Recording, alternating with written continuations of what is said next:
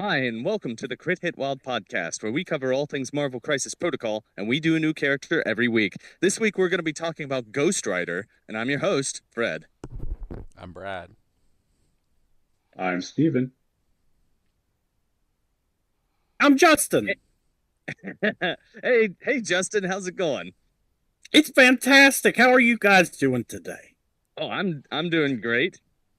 Justin is a member of our community who has not yet been on the podcast, so we're bringing him on to talk about Ghost Rider. And to his point, how are you doing, Brad? I'm just peachy. That's good to hear. How about you, Steven? How are you doing? Currently painting Lockheed with Kitty Pryde. Okay, getting your new mutants ready. Right. Yeah. Okay, well, I think that we should hop right into upcoming events to talk about. So, coming up on July the 25th, that is a Saturday, there is a tournament at Fabricators Forge in Pittsburgh, Pennsylvania. This is one of Bryce's local events. This is not an Appalachian Cup affiliated event, but this will be fun. Bryce runs good events. If you are in the Pittsburgh area, you should show up, play some games. Then, coming up on August the 8th, there is a tournament. The Utah Cup in Farmington, Utah is kicking off. This is a big event, and if you live in Utah, head on to Farmington. Go participate in what they've got going on. It sounds like it should be fun. Also on August the 8th, there is a tournament in Parisburg, Virginia. I myself will be attending that one, as probably will Brad. I'm assuming, Yeah. in all likelihood. Yes. Okay. All right. We'll see if we can get Memphis to come too. That should be I fun. think he will. He should be back by Okay. then. Justin, will you be at the Parisburg event? I will be very Awesome. much so excited. Awesome. And then finishing up in August, on August the 29th, there's a tournament at Old School Games in Toledo, Ohio.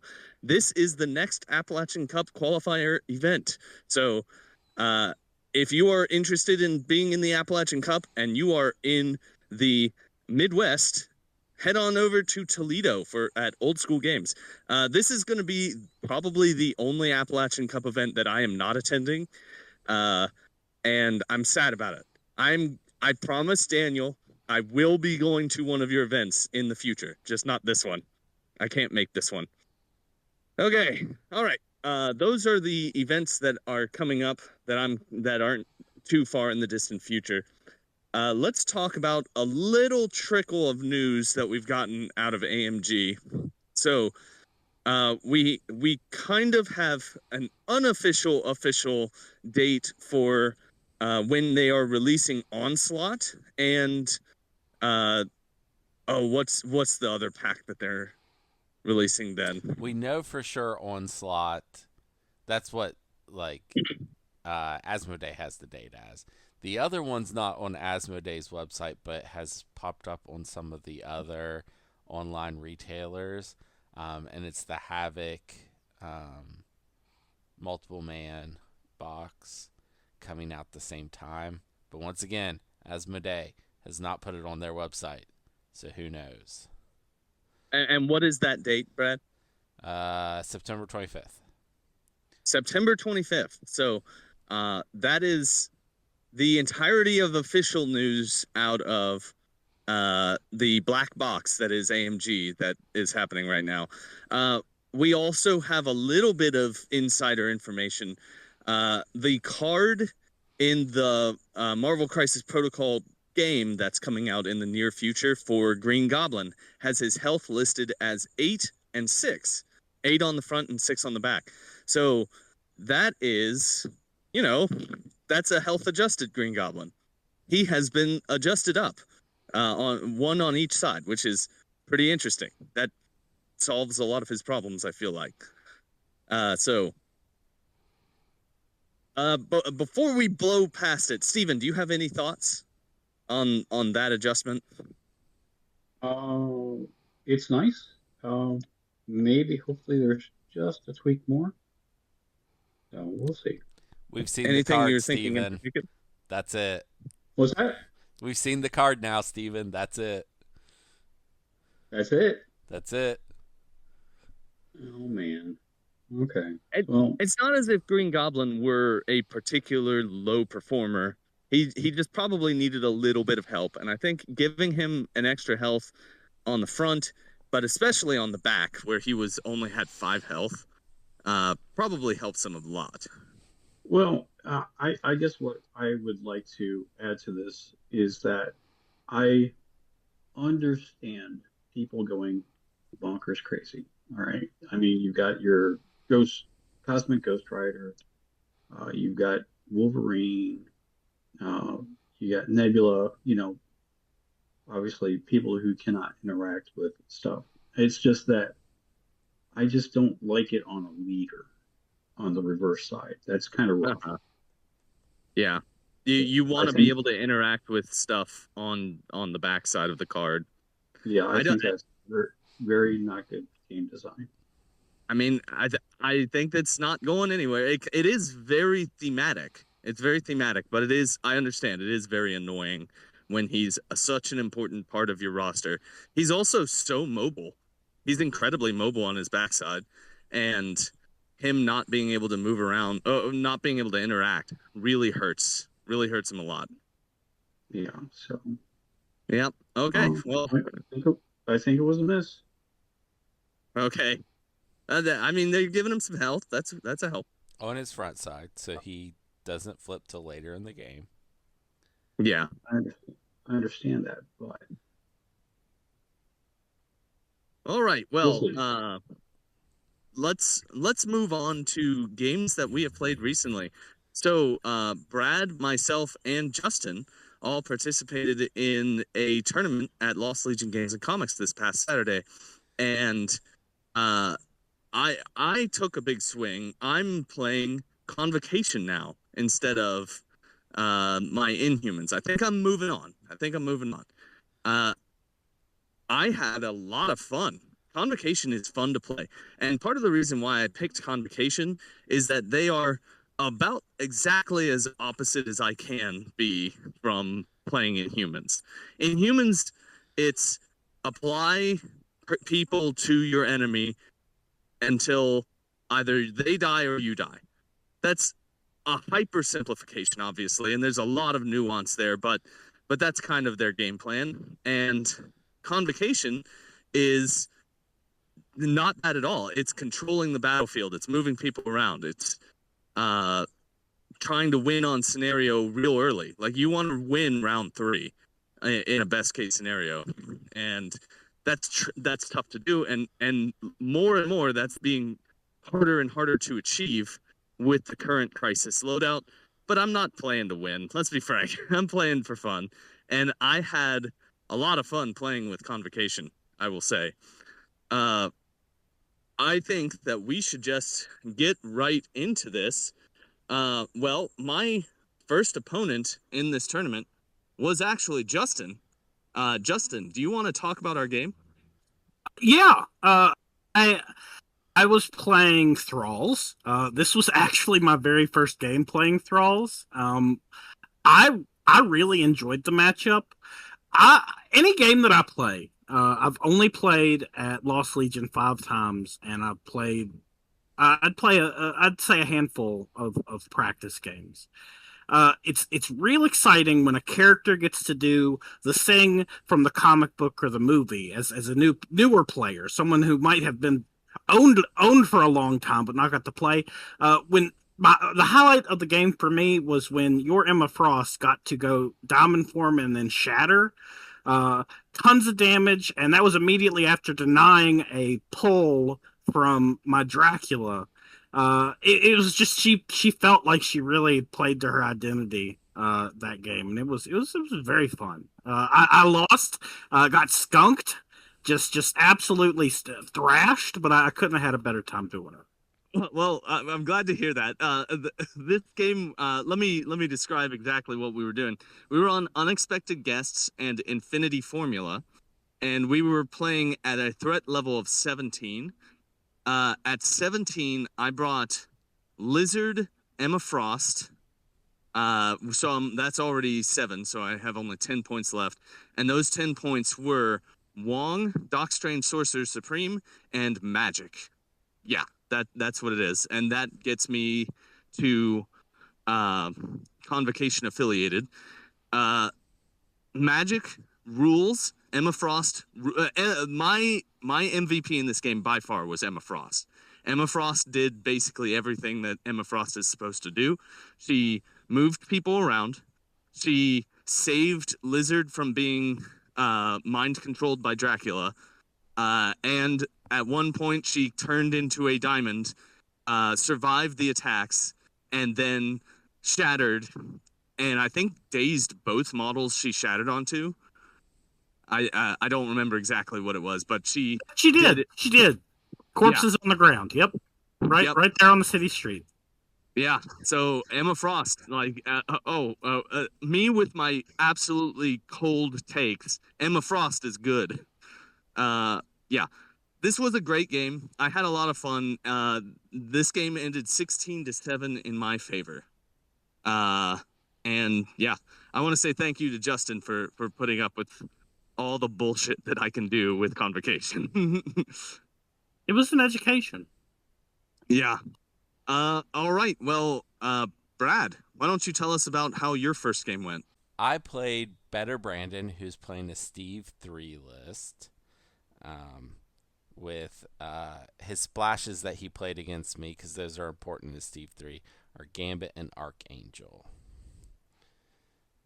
Yes, and we should talk about how he built his models.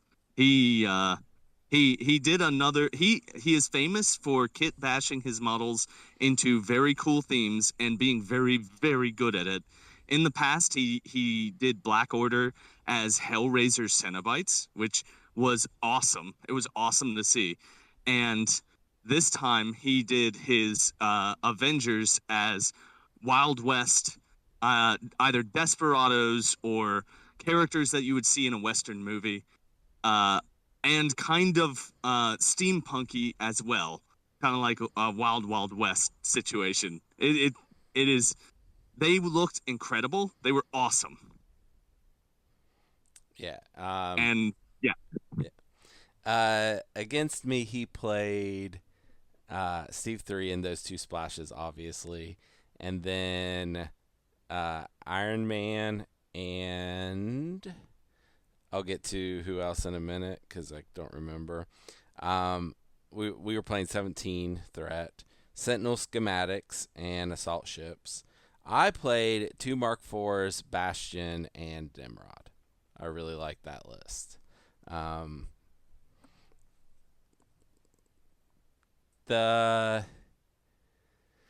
My plan going into this was to attrition him as quickly as possible and then win through that.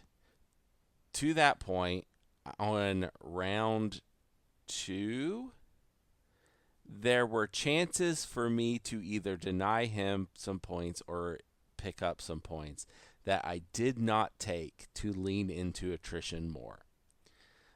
So end of turn 2, he's like 2 points ahead of me. The next round, I'm expecting to hit him pretty hard to make up for losing those 2 points. It does not work out for me, and I do manage to get, I think, the same number of points as him and still be 2 points behind. So the 4th round, I'm like, this is where attrition catches up to me. Nope, this is where attrition, I mean, it does catch up to me, but not the way I want. I think this is the turn where I start losing models and don't take off enough of his people. So, like, Gambit survives on 1 health because of a sacrifice this turn and ends up scoring at least 1 point. I Oh, it was Rescue. That was the final one. The Bastion and Nimrod ability to make people not be able to heal was great for this entire tournament. In this game, it prevented him from healing people with Rescue several times. Rescue was still healthy at the end of the game, and everyone else on his side, I think, had flipped, and he had lost maybe nobody. The very end of the game, like, I'm in a position where I'm going to lose unless I can do a Hail Mary, basically. So I move a Sentinel off of a point to get within range 4 of Archangel to pull him in and attack him once. And I had to, he had like 3 health left. Like, nothing that was impossible to do, but I had to, I think, KO him at that point. Yeah, because Bastion had taken him out. I'd lost Bastion, by the way. That's how bad this game went. Bastion off the table, a Sentinel off the table. All I have is Nimrod and a Mark IV left. And I don't do the 3 damage, and then he wins. If I do the 3 damage, I get another turn to hopefully turn the game around. Probably still not happening, but I at least had a chance. It did not go through. It was rough. There were several times over turn rounds 3 and 4 that if things had just gone a little more in my way, I could have turned this game around. But no. Brandon played it well. Things didn't break in my favor. I lose the game. Oh well. Better Brandon is a hell of an opponent. Oh, He knows what he's doing. Oh, also, huge mistake I made. It was like halfway through round 3. I was like, oh yeah, I have a leadership. yeah. Kids, remember your leadership. And that's it's the kind of leadership that's easy to forget. Because it's just about the accounting during the damage allocation phase. So, yeah. Oh well. I'm sorry you lost. That happens. Let's move on to round 2. So I'm going into round 2 with a win under my belt. My round 2 opponent, I get paired into Chance. Chance is an excellent player. He knows what he's doing very well. He's a hell of a good player. And today he brought Inhumans, which seemed like an attack. But hey, I'm not playing Inhumans, so that's fine.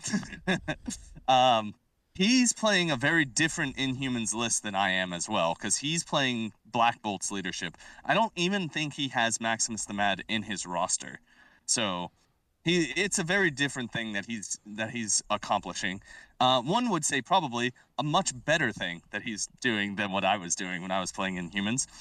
But so we were playing on Unexpected Guests and on Lockdown, and we chose a threat value of 18. Lockdown, I find, is pretty good for Convocation. Convocation likes being able to stand off, and we're able to rotate pretty easily. Like, we have a lot of people who can teleport and are very mobile. It is a scenario that somewhat benefits me, I feel like, this pairing. At 18 threat, I'm bringing Doc Strange, Sorcerer Supreme, Ancient One, Lizard, Clea, and Magic. A very strong list, but I'll go over this in a bit. I feel like Ancient One probably should have been Dr. Voodoo, and probably should be Dr. Voodoo most of the time. I think Ancient One is kind of an underperformer as they are currently oriented. not doing as much as they should be. Uh, Playing into this game, Chance brought Black Bolt. He brought Gorgon, the dog, Lockjaw, and uh, Black Panther, Chosen of Bast, as well as Silver Sable. Chance was playing Silver Sable, and Silver Sable in this game did great. Silver Sable, uh, Steven, you said that people should be playing Silver Sable. You put out there that it's you gave people a mandate that they should try out Silver Sable. Silver Sable works in the right Yeah, affiliation. Like it was she did, yeah, it was a little bit of a challenge. That's all. Stretch yeah, your she wings. did a lot of work in this game. Uh, this game starts off with me using what Lizard's role in this is round one. He's trying to steal one of their objectives. And that is exactly what I did. Lizard charged out, stole one of the unexpected guests from Chance's side. And if he hurts me, I can just teleport back. I can use my leadership to teleport back. But uh, Chance follows my move up by having Black Panther Chosen of Bast charge up and steal mine on that same side. So we just took each other's unexpected guest, and then we proceeded to score. I think we scored 4-4 the first round, which is not where I want to be. I want to be scoring more than my opponent, and the fact that I did not is not a good start to this game.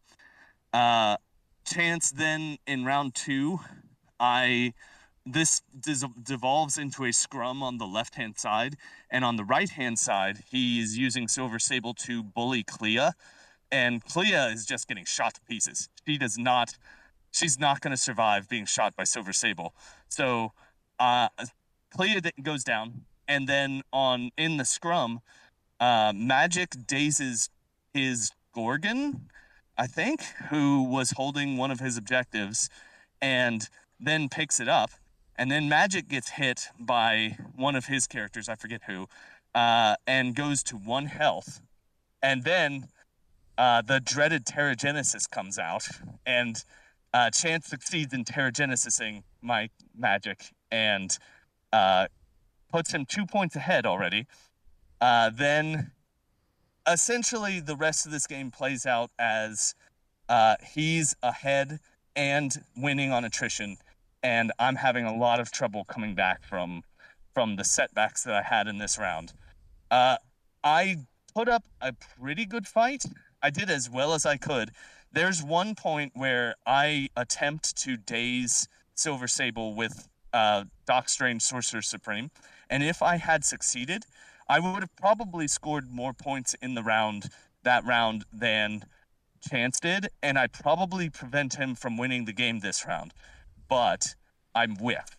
I fail to do enough damage. I think I leave her at 1 hit point, but it's not enough to win me the game. And Chance wins the game that round 19-10. So I got pretty creamed in this matchup. Chance is everyone who's played Chance knows that he's a great player. He knows exactly what he's doing. He is playing at the best of his ability, and he's brought something that's a little bit off meta just to have some fun, just to play a fun few games. And yeah, I always enjoy playing Chance, but I also always get creamed. Justin, why don't you tell us about your round 2 opponent? Sure. I forgive me if I get the name wrong. I think his name's Mac. He was playing Guardians, and it was another education. I had played against a Guardians list once before, and they had Adam Warlock, and he has so much involved with him that there was a knowledge gap there on my part, where I know I'm going to be better prepared in the future. He was running Adam, Cosmic Ghost Rider, oh gosh, what's her name? Karen Gillan. Nebula. Nebula, thank you. And Yondu. And I was playing Thralls again. I tried to be as aggressive as possible, but he was 1 step ahead. He had the knowledge to know what all the things I was trying to do, and it was probably a less close match than the one I had game one. So I learned a lot, but certainly tasted some blood that one. Yeah, yeah. The Guardians of the Galaxy, especially with Adam Warlock, are very good. They are a tricksy group that have great range bands. Like they will shoot you off the table with energy attacks if you're not careful. And yeah, it sounds like that's what happened. It was hype though because he absolutely didn't care about points for the first two rounds. Like he didn't seem like we were playing the same game, and then switch flipped, and he was at 16, and I was picking up pieces. So the big knowledge gap there I got to close. The way to close that is to play against it and lose a couple times. So you'll know better in the future. Okay, and Brad, how did your second round go? Second round, I played Jeremy. Jeremy, pretty new to the game, and the big thing is he mentioned that he only plays like once a month, right before the tournament, then at the tournament. So going into this game, I have a lot more experience than him. He did make a mistake very early on. Oh, he was playing Avengers. Steve won Avengers. And I played Sentinels. We played 16 Threat. So instead of a Mark IV, I'm playing Rescue. He plays Thor, Steve 1, Iron Man, and Red Skull. I think it was Master of the World. You know what? I didn't pay that much attention to which Red Skull that was. But oh no, it had to be the original. It was original. Yeah, it had to have been original. Okay. He made a mistake early on. He grabbed, well, kind of two. We were playing scientific samples, so there's two on the midline. He let me grab both of the midline extracts. And then he grabbed an extract with Iron Man and then backed Iron Man up to where he was almost on the deployment line again, making sure that Iron Man has to move and use an action to be in this game on turn 2. He ran Thor up into my face. That worked out pretty well for him. Turn 2, he charged in, did an area attack, or just moved in, did an area attack, and put a bunch of damage on Nimrod and the Mark IV. But Nimrod went and dealt with Steve. One of the things that really hurt him in this game is the dice gods decide that I was going to win the game. For example, I didn't really have anything to do with Bastion that was too productive. So I just threw 2 attacks into Red Skull and dazed him, which shouldn't have happened. And then I think the next turn I did 1 attack and KO'd him. Well, with like just a 5-die attack. Like it was ridiculous. That happens sometimes. It was ridiculous. With the I did a good job controlling Thor with the tow cables from my Mark IV. I think Bastion took 2 whole damage this game, and Rescue healed both of them. It was just a very lopsided game.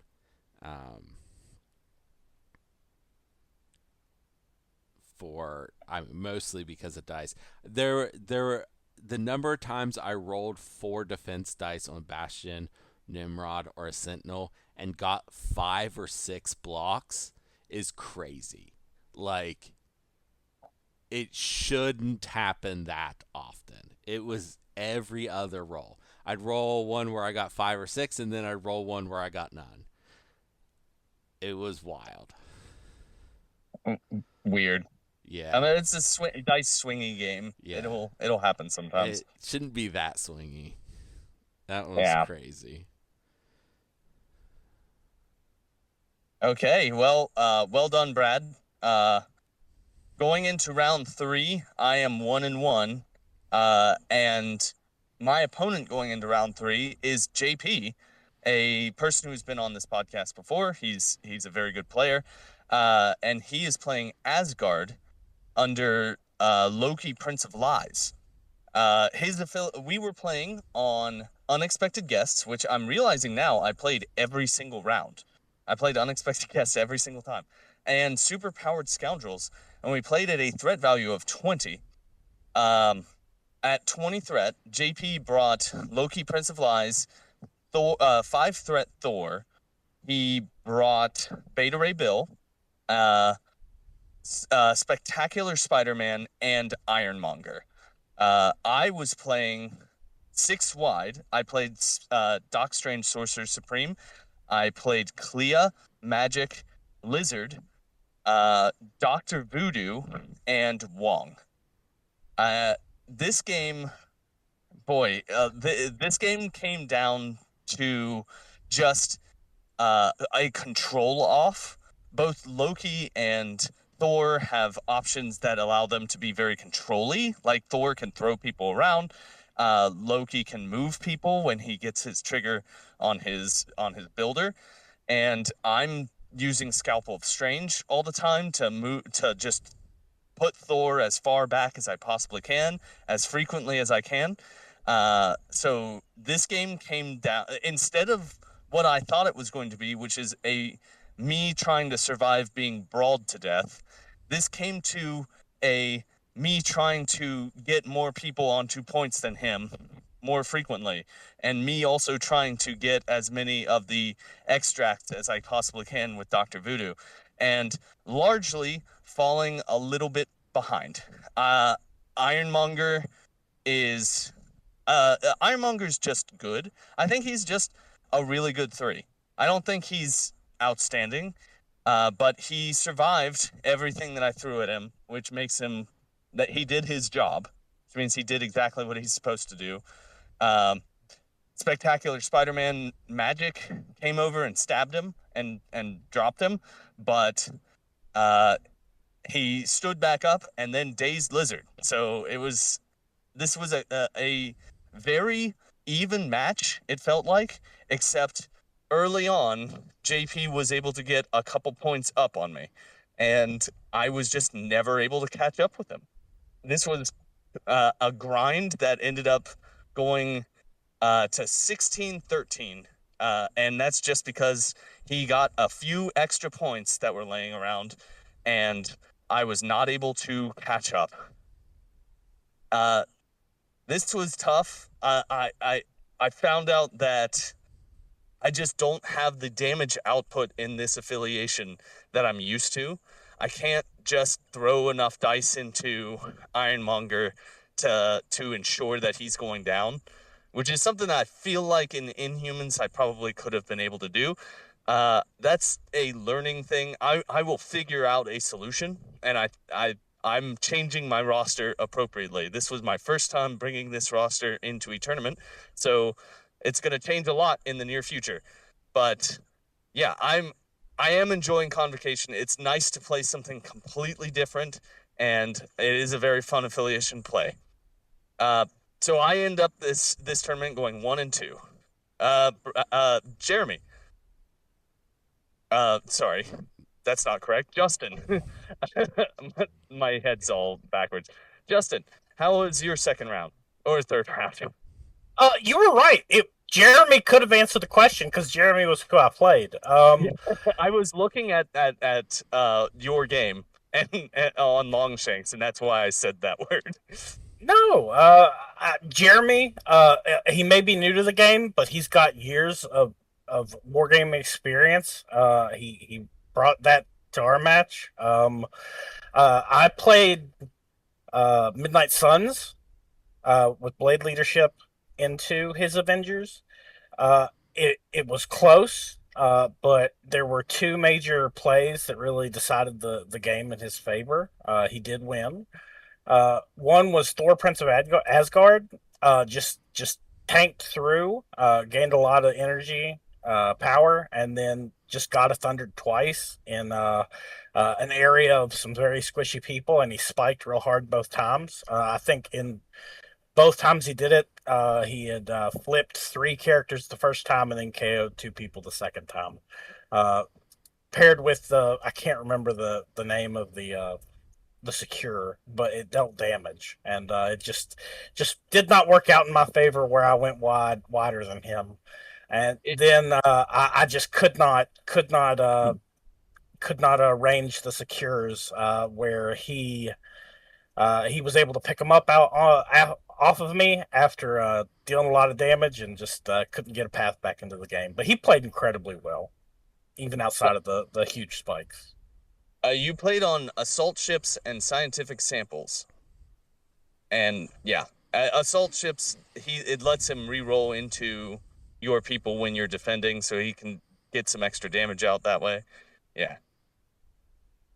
Yeah, it was a fun match, but he definitely had his way with me. Yeah. Well, I'm sorry to hear that, but at least this was a fun match. Did you enjoy coming up here for the tournament? Absolutely. I here I go stuttering. I don't play war games. I'm not particularly good at them. I prefer skirmish games like this. Over the five now tournaments I've come to at Lost Legion, I'm 3-9, and I don't regret a single one of the losses. I definitely play games for those micro experiences where that thing that you planned for or you thought about when you were list building pays off, and with superheroes you get that, especially in this game. So no, absolutely not. I had a blast. Okay, glad to hear it. Uh, all right. And Brad, why don't you tell us about your third round? I played Mac in my last round, and let me bring up. Here we go. We played Alien Ship and Safe Shelter at 17 points. So I played two Mark IVs, Bastion and Nimrod, and he brought Guardians, and so he played. It's so weird. This is such a weird match. Um, Adam Warlock, Nebula, Yondu, and Baron Zemo. So,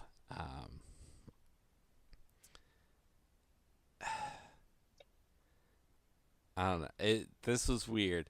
It was very bloody fight. I daze his Zemo early. It takes a lot longer to daze Yondu than it should.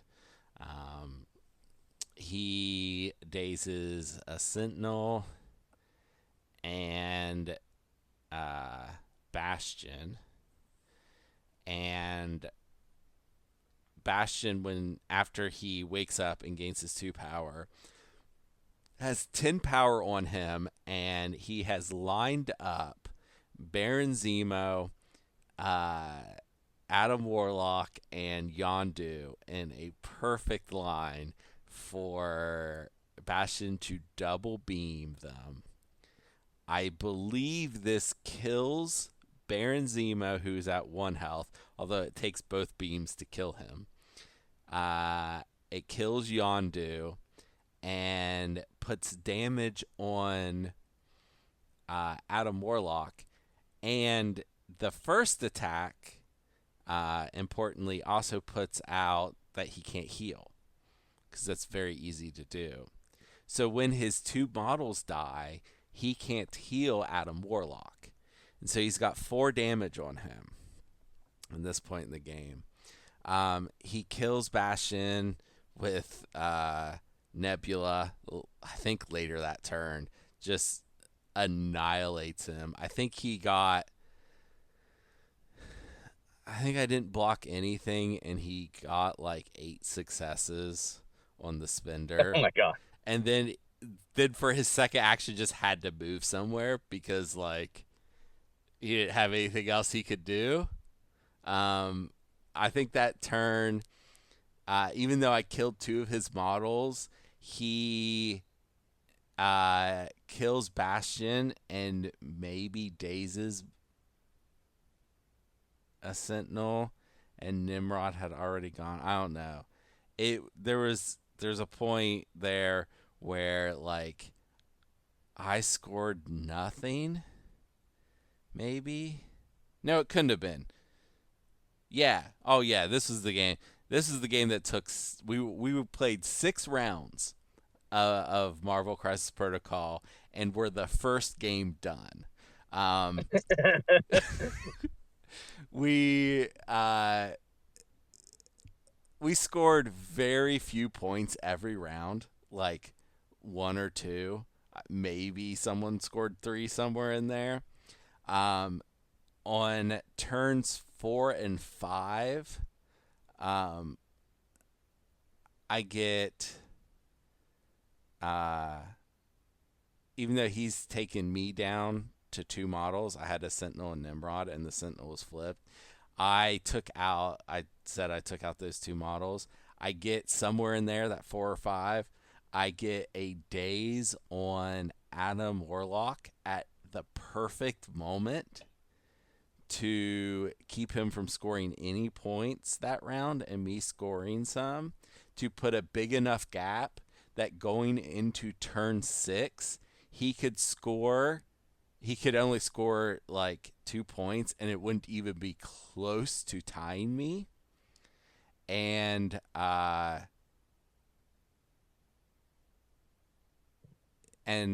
so I am in a great place to win this because I moved my Sentinel really far away from Adam Warlock. So all I have to do is have one of my models survive, and I win this game. He goes with Adam Warlock. He makes some attacks on Nimrod, and Nimrod survives. I pump my defense both times and survive. And so he's got Nebula left. But Nebula probably shouldn't be able to take out 2 models. One of those, sure. But I went ahead with Nimrod, and I think I teleported, made 2 attacks, and then threw something at her, and it was barely enough to take her out, so he didn't even get to activate her. I go up to 15 points, and still win this game because it's turn 6 and I'm ahead. It would have been very funny if I had the Sentinel card, the Master Mold card, Mother Mold card, sorry, the symbol, the Mother Mold, and I could have played it here. It wouldn't have changed the outcome of the game, but I would have got to play it, and I didn't have it, and I actually ended up using every single one of my tactics cards, so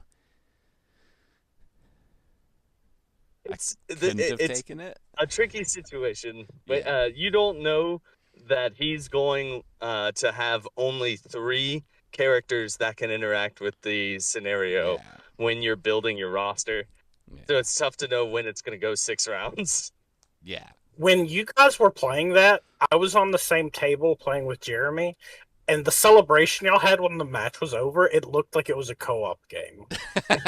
It was a very fun game. It was You so were all bloody. very pleased with yourselves. Yeah. Very pleased with it. It was a very cool game. Had a lot of fun. Oh, all right. Well, I'm glad you won your 3rd round. I'm glad it was a fun game. It sounds like it was. I went 2-1. Good job, Brad. The last round, the people who were undefeated were Chance and Better Brandon. And Better Brandon pulled out a win here through sheer Gambit use. Gambit, I think in the last round of the game, I was watching, he KOs Gorgon with 1 attack, and then he KOs Karnak with the 2nd attack. And, like, it just spikes hard, as Gambit is wont to do. And, yeah, that's just I think that swings the attrition far enough in Brandon's favor that he is able to pull out a win in this game. So congratulations, Better Brandon, on winning the well, nope, this is not an Appalachian Cup event. This was just a Lost Legion tournament. So good job, Brandon. And yeah, that's it for this event. It was a lot of fun. Thank you, Brad, for running this. This was a good event. I'm always happy when people come to visit. Thank you for coming down, Justin, and also thank you to Better Brandon and JP and Chance and Mac for making the drive. It's always nice to have other people to play with, and Jeremy. Sorry. Without good events, it's not worth traveling. So you guys deserve the credit on that. Thank you. Well, thank you. All right. Well, Steven, do you have any games that you want to talk about? Unfortunately, no. I live in a desert of MCP. I'm sorry to hear that. Okay. Well, I think that we should just go right into the person that we are here to cover today. That person being Ghost Rider. Ghost Rider, otherwise known as Jonathan Blaze. He is 3 physical defense, 4 energy defense, and 4 mystic. He has 8 stamina on the front of his card, but only 7 on the back. He has a threat value of 5. He is a size 3 model. He has medium movement. He is on a large base, and he is affiliated with the Defenders and the Midnight Suns affiliations. Brad, why don't you cover his attacks? His first attack, Chains of Damnation, is energy. Range 3, 6 dice, cost 0. Gain power equal to damage dealt. And Wild Hex after the attack is resolved. His second attack is Flames of Hell, energy. It is a beam 3, 5 dice, cost 2. If the attack deals damage, after attack is resolved, the target gains the Incinerate special condition. And then finally, Penance Stare is a mystic attack. It is range 3, 5 dice, space, 5 cost. You add dice to the attack roll equal to the number of power the target character has to a maximum of 5. Instead of gaining power for the damage dealt by this attack, the character loses 1 power for each damage dealt. Okay. Justin, do you have this card up? Like, is it in front of you? I do. Okay. Why don't you do the first 2 superpowers there? Sure thing. Hell on Wheels. Advance this character large. This superpower can be used once per turn. That's 3 cost. And Wicked's Judgment. After an attack made by a character within range 3 of this character is resolved, if that attack targeted another allied character, this character may use this superpower. The attacking character suffers 1 for each critical in its attack roll, and that's a 2 cost. Okay, and Steven, why don't you finish out the card? Yeah, we have 2 innates. Spirit of Vengeance. After an attack targeting another ally character is resolved, if it dealt damage, this character will gain 1 power. He also has the innates of Immunity, which are 4. They are Bleed, Hex, Incinerate, and Poison. And that is the base card for Ghost Rider. This guy has a tactics card that we will have to talk about. But before we do that, let's talk about this card that we're looking at. So what are your first impressions here? Brad, why don't we start with you? What are your first impressions on Ghost Rider? Ghost Rider is, in my opinion, criminally underplayed. I think his kit is very good. I think King T is what caused him to get played less, because they have a similar kit where they've got extra movement, they gain power when you deal damage to the other people. It's enough different that they feel different, but his attacks are good. All 3 of them. That extra power is great. The damage for crits is very clutch. And who You'd doesn't? be surprised when that can finish off a character in the middle of their activation. Like Oh they can yeah, make one attack, and then you surprise your opponent by killing them with Ghost Rider as they're in between their two attacks. yeah, yeah. It's great. Um, it'd be really funny to do it after a Helios laser. Imagine that could just kill them from full. Uh, um, Penance Stare is great. It does. I mean, if you get the 10 dice, it's absolutely worth it. And who doesn't love to move long for free? Well, it costs 3 power, but it doesn't cause an action. It's so good. I don't know why he A doesn't hit large the base. table more. I do not Yeah. understand it.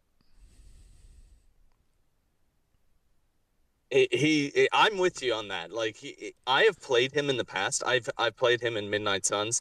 He is an outstanding model. He really is. Do you think I should play him in Convocation? There's a non-zero chance that this guy hits the table just because of all the stuff that he brings to bear.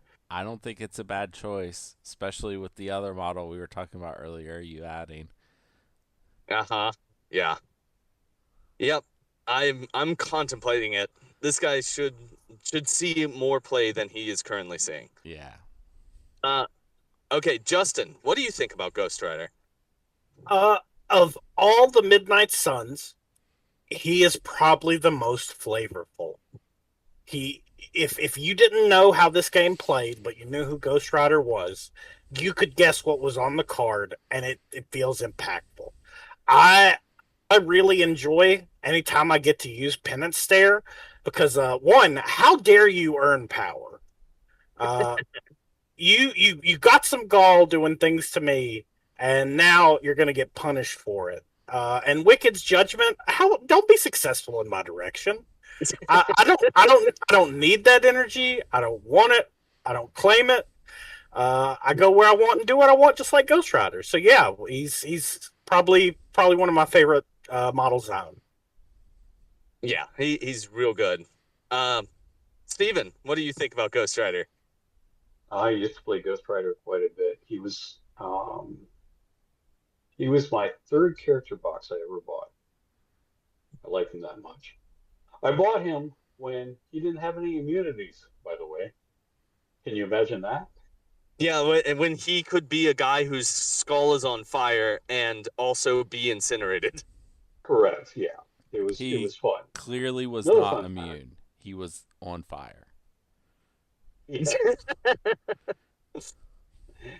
Another fun fact that was released by the devs by um, one of the wills was that that penance stare didn't care about your power. You could go up to 10 at one point in time. Who knows? We can always pray that Oh, that's going to show up again. Mm. do you mean that there wasn't a limit? Like you could go up Correct. to 10 additional dice? Correct. Oh my god. A 15 dice penance stare. Well, I That would be mean, terrifying. some of these characters are getting huge dice pools now. Yeah, I yeah. wouldn't be surprised. Plus, That Because would be quite intense. you wouldn't get that chance very often. Like people tend to Gladiator, spend their right? power. Yeah, but you would tell everyone you ever met if you did. Oh yeah. I mean, but it's I like him a whole lot. Um, he can be frustrating when you play him, just because you want it. It's one of those five threat characters that you're kind of relying on him to do something, and then he doesn't do the same, and it's just like, really, really, you just had to do that. So, um, although to Brad's point about being criminally underplayed, there is a list I have that I'm brewing because everybody knows I'm painting up some new mutants here, where he slots into their game plan really, really well. Because if you damage somebody and they call for help, he teleports because he got that one power, and then let me count your crits, please. Even though he's out of range, he'll be in range. So Hmm. Interesting. Yeah. Okay. Okay. it's a little tricky. but It is a little tricky. it could be good. Yes, I think that he is someone who should be splash places. Like, I don't know why he doesn't see as much play as he's seeing. Like, he should be, or I said that backwards. Why he's not seeing play in the current meta. I think he's very good. I just think I think it's a thing about the new characters are always getting the play, right? Um, Yeah, three threats are solved, right? New three threats come out, they're played for a little bit. Old three threats aren't played except for like Zemo and Black Cat and maybe one or Lizard. two Echo and Lizard. Um, Fours are solved with Shang-Chi, Emma Frost, and Beta Ray Bill now, right? So when a new three or new four comes out, it's just like, whatever, right?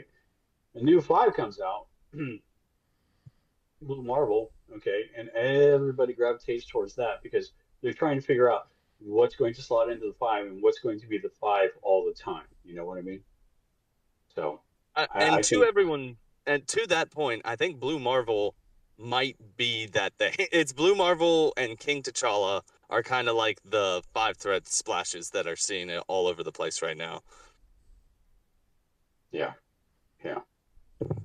So, but that's what I got for him. I like him. I mean, I just he needs a little touch here and there to keep up. Like his Spirit of Vengeance is very very good, except it's not as good as King T'Challa because King T'Challa is on enemy effects. His is just on Right. damage taken by attack. So Yep. that needs to change right away. Yeah, they should change the wording so that it's the same as King T's.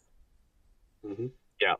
I do want to say I want to talk about Pen and Stare a little more. Pen and Stare is a very rare card, not card, a rare effect in this game where it doesn't follow the normal rubber band mechanic of this game.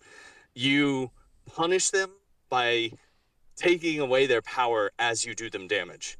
It is a double whammy.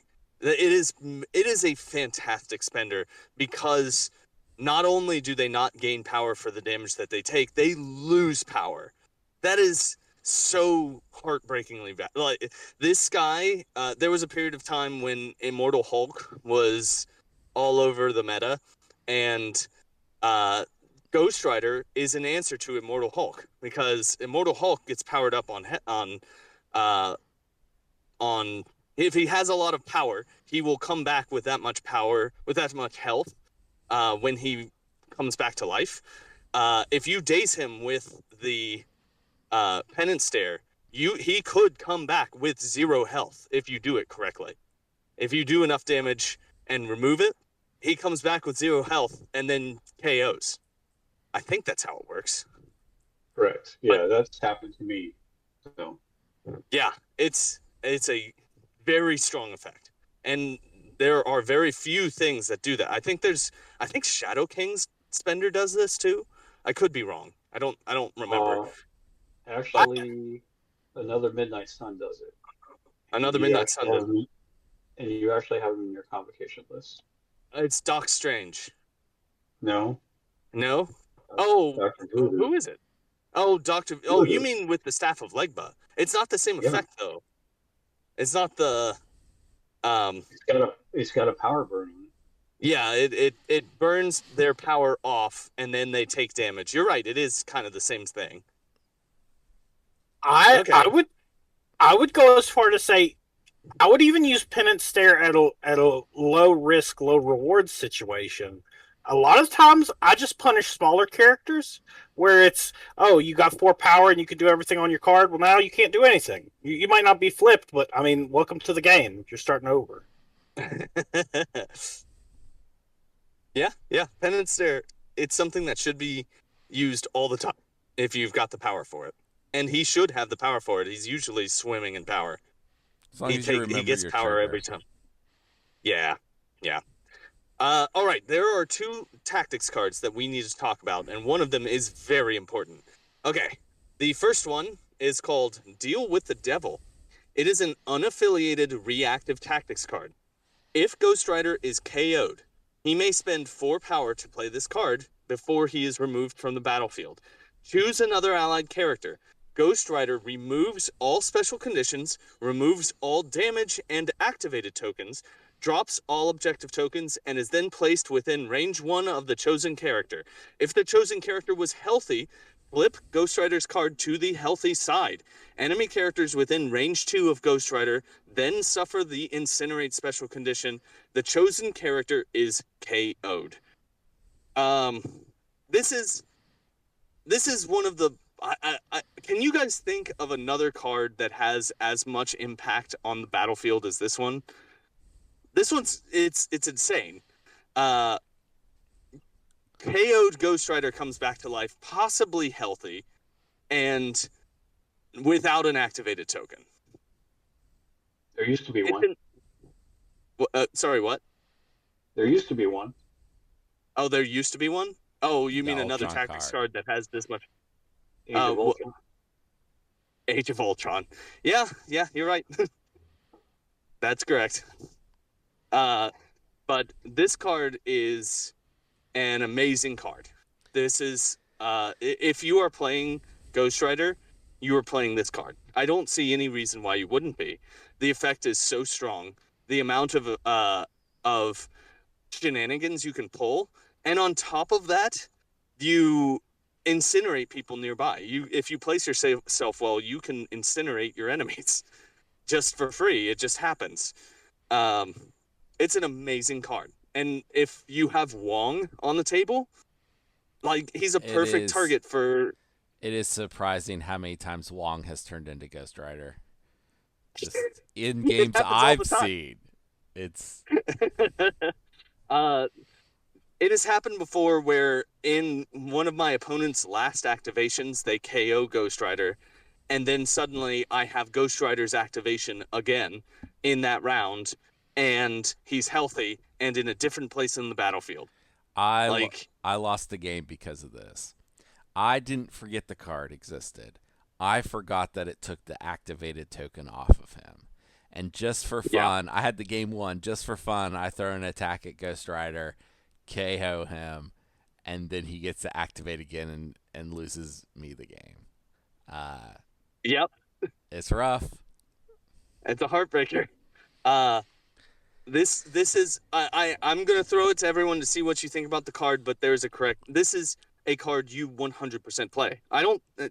I think you play this every single time you bring Ghost Rider. Brad, what do you think? Okay. Oh, Steven, what do you think? Go ahead, Steven. Except if you see Emma Frost, Lady Mastermind, or Mystique. Right. Yeah, that's true. If one of them KOs him, he's dead. That is true. That is a solution.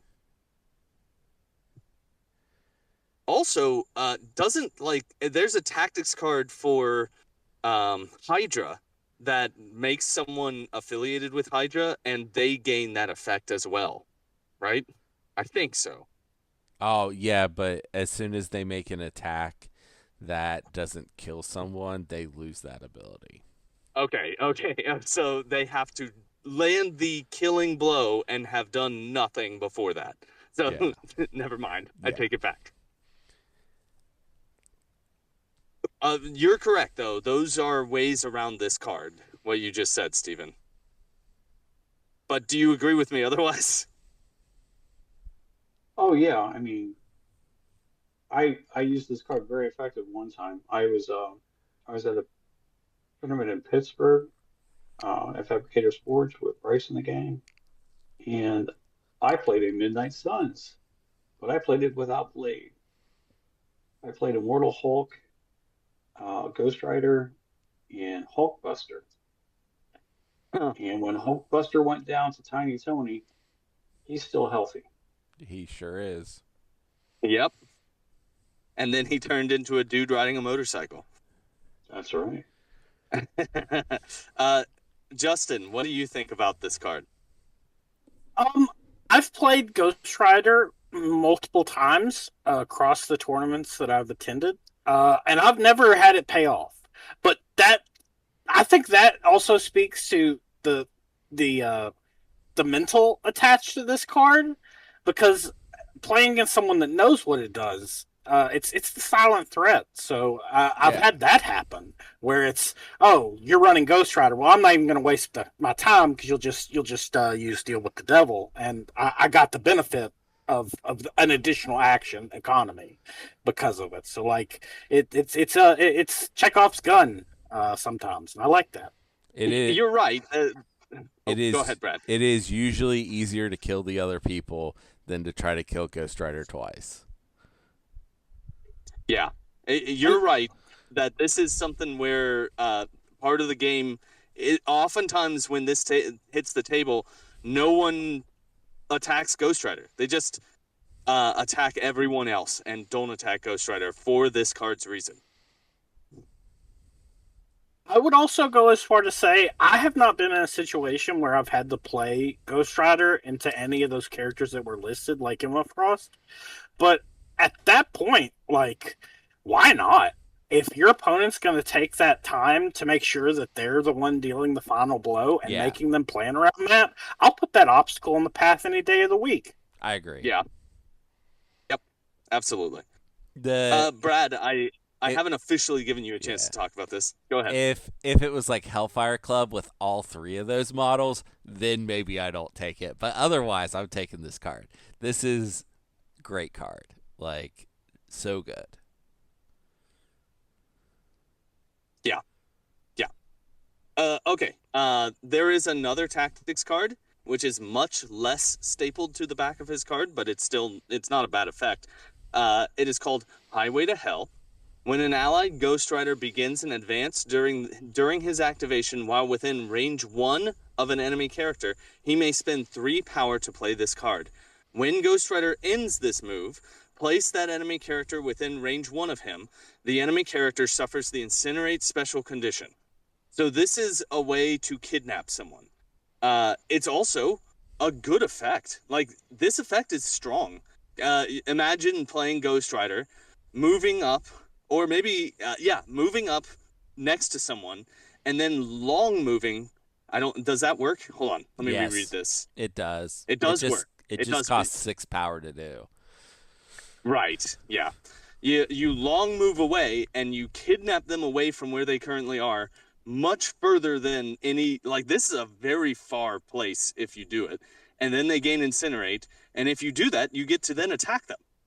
You have an action left. Like, that's a pretty good kidnapping. I like this effect. This is also not size restricted, is it? No. You could do this to a Sentinel. Yep. Yep. This is real good. I genuinely think both of his cards are playable. Like, both of these cards could see the table. This is a good card. Brad, what do you think about this card? I agree. This is a good card. Unfortunately, you only get to bring 5, and I think this one just doesn't make that 5 cut. Maybe if Deal with the Devil didn't exist, this would get played. But you're right. The problem with Ghost Rider is he has 2 very strong... This is a strong effect. This is good. He just has a better card. Like, it's crazy how good his cards are. Justin, what do you think about this card? I actually want to make a counter argument to where Ghost Rider rewards patience in your action economy, where you want to play him towards the end of the turn to give you the maximum amount of opportunity to get as much energy as power. God knows why I keep doing that. As much power as possible. And if at the end of the turn, it's me versus Joe Schmo contesting a point, if I get to pay 3 to move, and then in the context of how I play him, bump back at a 4 cost to guarantee a point, I think that's a very easy choice to make. And even then, I've only used 1 activation at that point. So I still get to look at you and judge you for every choice you've ever made your whole life with a penance stare. So I think there's lots of opportunity with Highway to Hell, and I've used it a lot. Yeah, this is a good card, and to the point of this card, you honestly don't even need to bump back. You can place them on the other side of him from the point and just end next to a point, and they will be off of it. they'll be on the other side of him from the point. True that.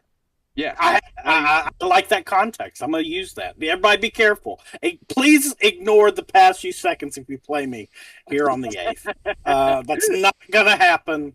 I'm going to waste the energy. So just delete this up to that point. Okay, thank you. Steven, what do you think about this card? Actually, this is my preferred card when I am playing my spider foes. Okay. Because Just a for surprise webhead usually happens right after it. Yeah. Yep. Yeah, if you have a specific plan for this card, like, use it. It's a good card. Man, I'm now thinking about, like, a perfect scenario in Convocation using Ghost Rider, and I magic journeys through limbo somebody, Ghost Rider Highway to Hell somebody, and Doctor Strange Scalpel of Strange someone, and God. I have heavily displaced 3 huge models, like in 3 completely different directions. I was thinking the same guy, Fred. You just move from one side of the table to the other. Just do all 3.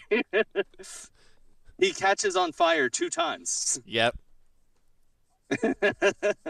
Yeah, that'd be fun. Did you really want to play this game? Is there another effect that another person who can do this? Yeah, just throw a Juggernaut in there. Oh, yeah. Yep. That would be fun. That would be a lot of fun. Okay, well, we need to give a letter grade to Ghost Rider. So, we've been talking him up because he's good. I'm shocked he's not everywhere. He's still good. He still has play. He has great power economy because he's usually gaining power all the time. He has good attacks. He has a 6 dice energy range 3 and a beam 3 energy that incinerates people. I think that may be a little overcosted at 2 power, but maybe not. I might be wrong about that. And then Penance Stare, which rules. Penance Stare is a fantastic attack. He has good mobility with the ability to move long if he spends 3 power. He is great. I don't know why he's not everywhere. I don't know. He's an A+. I am sorely tempted to give him an S. I'm sorely tempted to give him an S, but I'm not going to. This is an A+ model. Brad, what letter grade are you going to give to Ghost Rider? A+. Okay. Steven, what is the letter grade you were going to give to Ghost Rider? A-. The reason we don't see him is because there are other 5s that are better. I mean, yeah. You're not wrong. You're correct. And Justin, what are you going to give to Ghost Rider? I'm going to give him an A.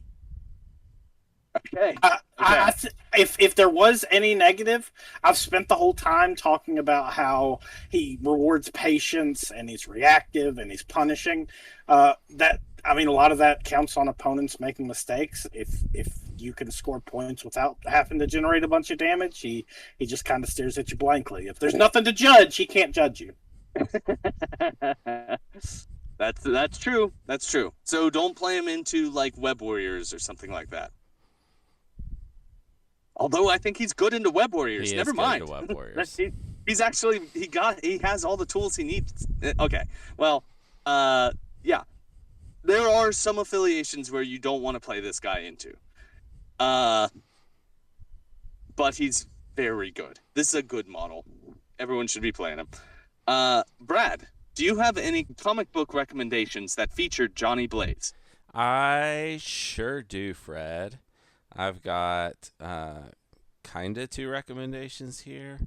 Because the first one is actually 2 different comics. So Marvel Spotlight 5 through 11, and then Ghost Rider Volume 2 from 1973. This was a long-running series, so there are various writers and artists that worked on this. But they did this with a couple characters. They started them in a book that was just a catch-all book, like Marvel Spotlight. And then if they were popular enough, they spun them off into their own comic. Right before number 5, I think the first 4 issues are all Werewolf by Night. And Werewolf by Night gets his own comic. Then they try out Ghost Rider, and then he gets his own comic, and so forth. So that's what they did with him.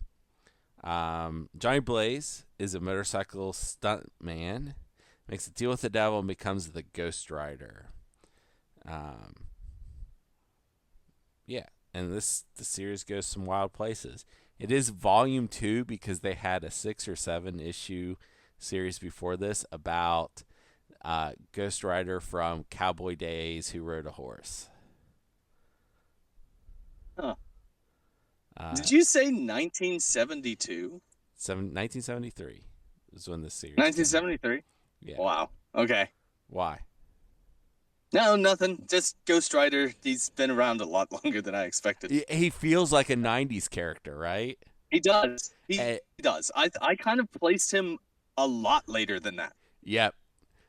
Johnny Blaze is old. Danny Ketch is the big 90s Ghost Rider. He's not in the game yet. And honestly, his series is better, but I'm not going to recommend you Danny Ketch comics for Johnny Blaze. So... Okay. Yeah. So isn't there now also a new Ghost Rider? There are several Ghost Riders. The one you're thinking of is Robbie Reyes, who has a That's it. Who has a car. He's a Ghost Rider with a car. He's from the. Sorry. Go ahead. He's from the Midnight Suns video game. I knew that's. Or what he's you were in gonna it. say. Yeah. Yeah. Oh yeah, he's not from that. He's just in it. Right. There is a from pre-cowboy times, there is a Native American, I cannot remember her name, but she is both a Ghost Rider and the Sorcerer Supreme of her time. Ooh. I just read, I can't even remember what it was, but I just read she was like in modern times, and they're like, do the penance stare on him. And she's like, I have no idea what that is. And then it was Spirits of Vengeance, I think. The comic Spirits of Vengeance. And they're like, okay, this is what you do, and taught her how to penance stare. Which was pretty good. I like that little bit. That's not Kahori, is it? Yes, yeah, that's it. Dang, Steve got some knowledge.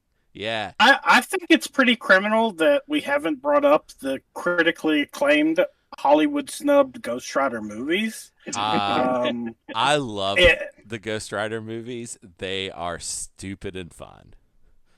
The second one's terrible. I'm so sorry.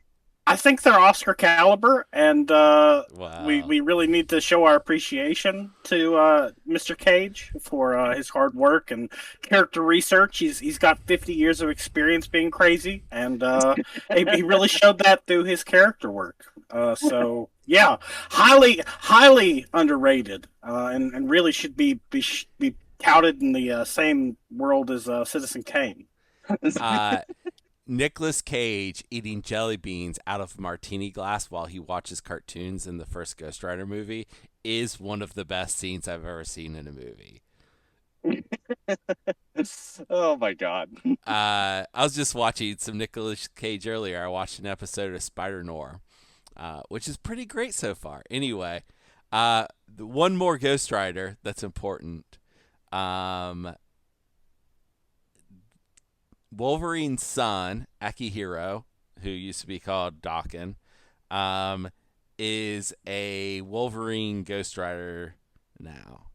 He doesn't use his bike very often, his motorcycle, but he does flame out and has like flaming claws and is a Ghost Rider.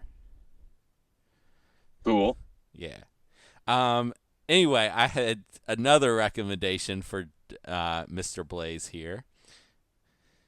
Ghost Rider Road to Damnation is from 2005. Garth Ennis and Clayton Crane. Fred, do you know what Garth Ennis wrote besides this Ghost Rider comic? No. What did he write? He wrote The Boys and Preacher. Okay. So people know who Garth Ennis is, even if they don't realize they know. Also, Yeah. Clayton Crane's art is always beautiful. So this is a very nice looking comic. The plot is that Johnny Blaze is stuck in hell, and every day he tries to escape. So he rides from one side of hell to the other as the gates slowly close, and if he ever gets through the gates in time, he gets to go free. But the demons of hell do everything they can to try to stop him. Of course. Yeah.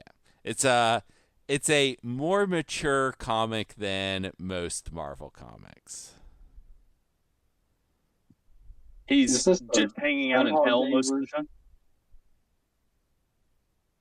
I'm sorry, Steven, what was that? This is the Groundhog Day version of him. Yeah, sure. All right, Brad. Well, thank you for those recommendations. The only thing that's left is my non sequitur recommendation. So, Nicolas Cage, he's great. I love him. I want to talk about something else that I watched today. I watched The Odyssey by Christopher Nolan.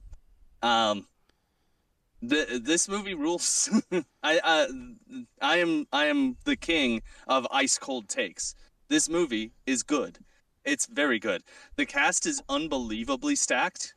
It has Matt Damon, Robert Pattinson, Tom Holland, Anne Hathaway, and that's like there's 10 more names that all of you out there will recognize as being excellent actors. This movie was so good. The beginning, he's trying to smash the entire Odyssey into 3 hours, and he's largely successful. The beginning, he has to take some time establishing the place, establishing what's going on and what's happening, and he does it through a series of flashbacks. And that is a little clunky. There's a little bit of clunkiness there, but after that, it just feels so good. This movie's great. I really, really enjoyed it. Everyone should go see The Odyssey. It's quite good. Yeah. And that's it for our show today. I want to say thank you to Justin for joining us. We all like you, Justin. You are a good person to add to our local playing group. I don't consider myself to be the loser of the last tournament. I'm Mr. Congeniality, and I'm glad that you like me, because that's really all I want. That's my goal. That's my meta. Be like them. Yeah, I like it. Yeah, and we do like you. Brad gave him $10 as store credit as part of the attending the tournament. Oh, I had planned to give whoever went 0-3 money. That's okay, Brad. You can lie to him. That's fine. No. You don't have to tell me. It wasn't necessarily Justin. It could have been anyone, but I decided to do that this time. You ain't gotta worry about it no more. Check cleared. Yeah. Good. I like you back. And thank you to Steven for joining us this week. It's nice having you on. Thank you, Brad, for running everything. And thank you, everyone out there, for listening.